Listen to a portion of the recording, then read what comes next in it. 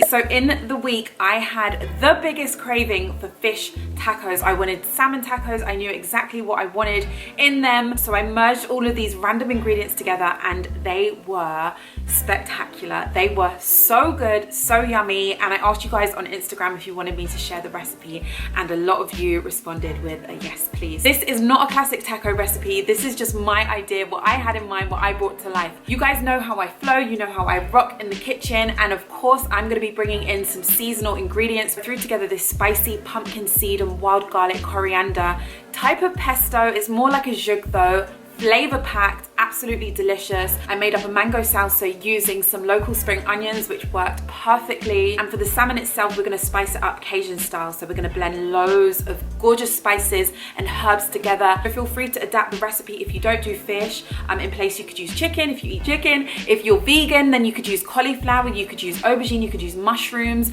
and use the same seasoning that I'm gonna use for the salmon. Give me feedback, let me know if you try these tacos out. Make sure you're subscribed to my channel, hit that notification button so you get alerts when my videos drop, and let's jump into the kitchen. Let me show you what ingredients we're going to be working with. Let's put these incredible, vibrant, bright, absolutely gorgeous, delicious tacos together. Let's head to the kitchen, let's go. So I'm gonna break everything down for you. I'm gonna go through each step in how I put together, how I built this incredible taco. So we're gonna begin by seasoning up our salmon. So I wanted to create like a Cajun style spice blend for the salmon and just let it sit in all those herbs and spices. So that's what I did.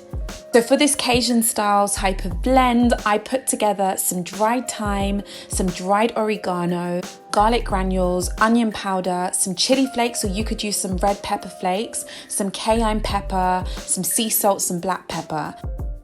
I combined all of the herbs and spices in a mixing bowl, and then I placed over some sea salt and a good grind of black pepper. So I swirled in a little bit of olive oil. You can totally skip this step if you wish to. And I also threw in some honey. It just gives the salmon a really gorgeous glaze that I love. I squeezed in some lime juice, simply whisked and combined everything to make our seasoning.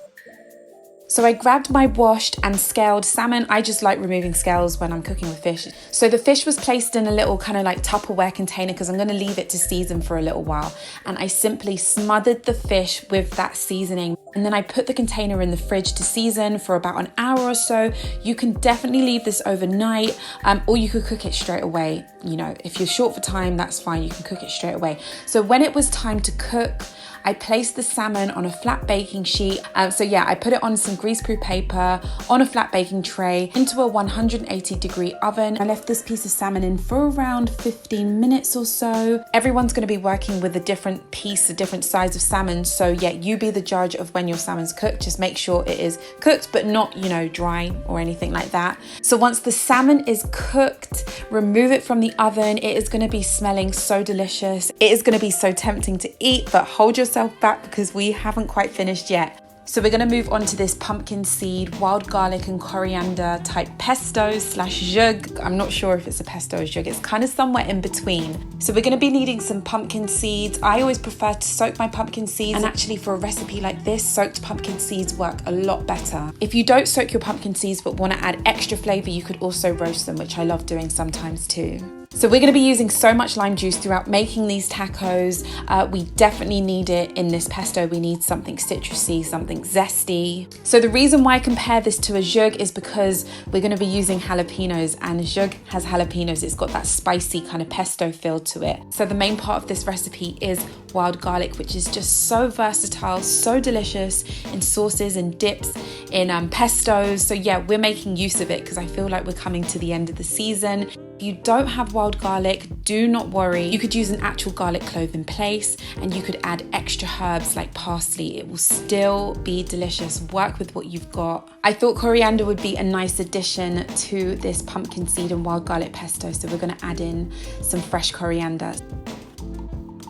So I placed in the wild garlic, the pumpkin seeds, the jalapenos, some lime juice, some olive oil, a good glug of olive oil, some sea salt, black pepper, and the fresh coriander, which I did not get on camera, but I put it in. So yeah, I placed my lid on and I just blitzed everything until smooth. I actually added in some more olive oil. You can be the judge of making this pesto. I really don't like to give set measurements because I just think it all depends on what your palate wants, what your palate needs. You might need more zest, so in that case add more lime juice. You might need more salt, so add more salt. You might need more olive oil just to get everything moving. So yeah, simple as that, just a few ingredients and you've got this powerhouse, flavorful, absolutely incredible pesto that you can store in your fridge because I'm sure you're going to have a little bit left over.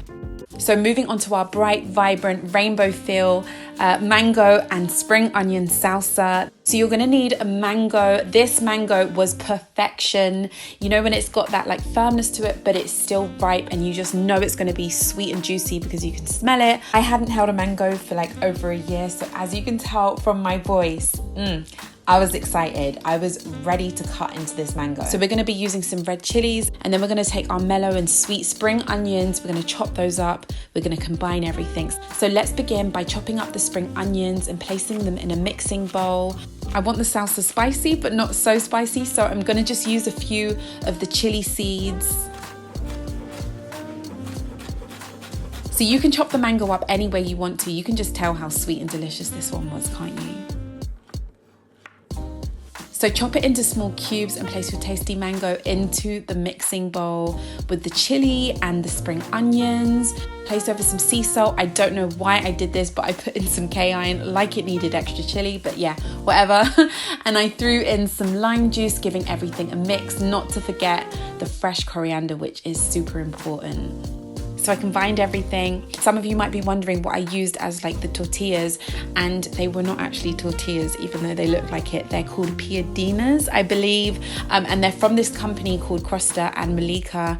They are delicious. You can get them in Sainsbury's or Waitrose if you're in the UK. They aren't gluten-free. I do gluten every now and then and I feel fine. Yeah, if you're interested in knowing what I use, these are what I use. Of course, if you've got real corn tortillas, then yeah, for sure, use those.